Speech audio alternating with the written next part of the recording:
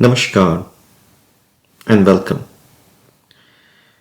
Today, let's explore a question that many of us grapple with. How do I succeed in my career? How do I earn more? How do I feel a greater sense of professional satisfaction? When I started my career, roughly 20 years back, I had a few untested theories about these questions. For example, someone once told me that in the corporate world, you must always look after yourself. Look after your self interest first. Although this advice came from a very good place, and the person who was advising me had my good in his mind, it didn't seem to work for me. You may have received many such pieces of advice from your relatives or your well wishers. What we are going to do today is to look at these questions from first principles. I'll implore you to begin with a very simple but profound question. What do you believe is the most important factor that shapes the outcome of any activity that you undertake? What is the one thing that has the biggest impact on everything you do, whether it is your career, your relationships, or anything else in your life? Take a moment, pause this video, and think over it.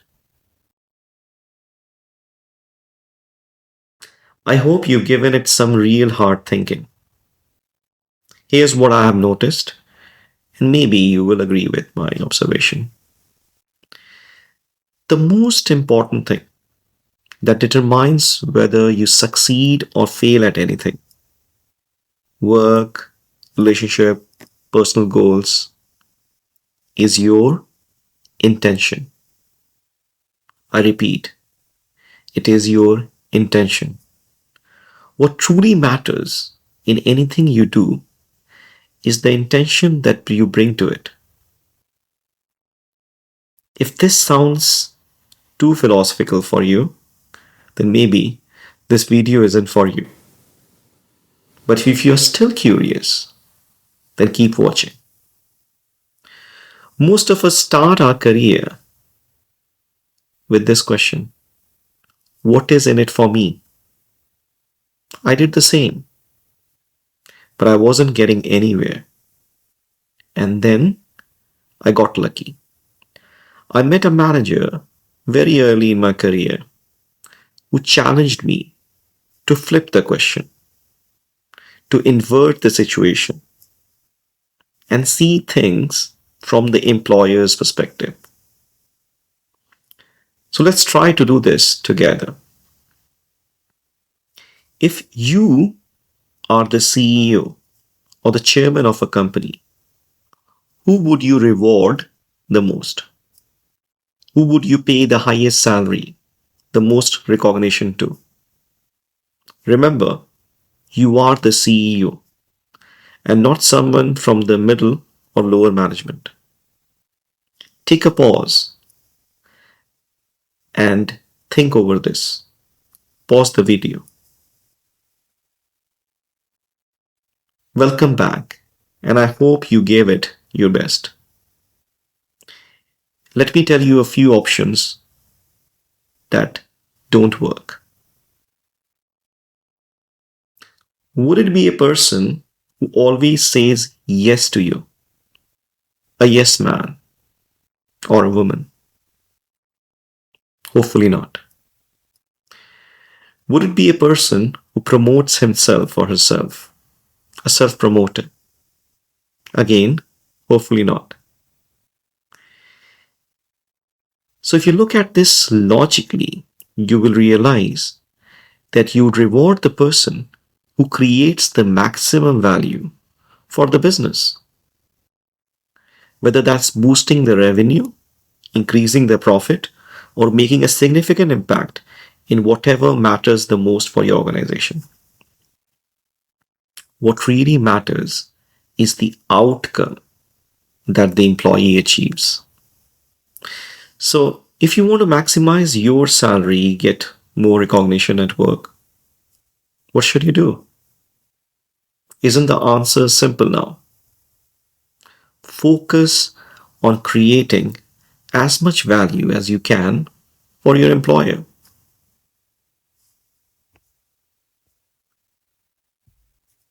Although it is simple and logical, it may still feel counterintuitive at start. But believe me, it works. For me, at the very beginning, I had to make a conscious effort to apply this. And it didn't feel natural, but I persisted. At first, nothing changed externally, but I started getting much more professional satisfaction from work. It just started feeling right. Over time, things did start changing. I got more recognition. I was given new opportunities, and gradually but surely, things did take off. One more word of advice. The biggest reward for good work is the opportunity to do more and greater work. So, from experience, I'm telling you, you should give it a try. But you should not listen to anything that has not been tested by time. This idea is backed by what is called the law of compensation, which is something that has been in existence in writing for more than 200 years. It primarily says that your rewards are proportional to the value that you provide. And professional success comes to those who consistently go the extra mile, delivering more and better service than what is required or compensated for. The law of compensation is explained in detail in a book by Napoleon Hill, which goes by the name The Law of Success.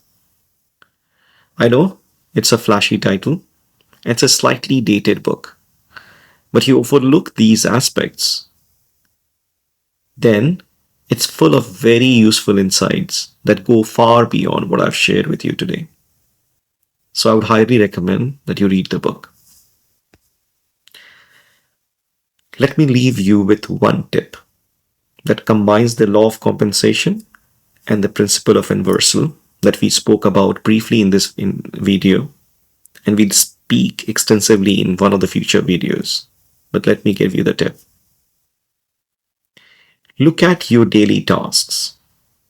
Ask yourself, what activities don't add value to your employers? By cutting out these non-essential pieces of work, you will create the space for the high impact contributions. Start doing this with the right intention and see what happens. Enough for today. Thank you.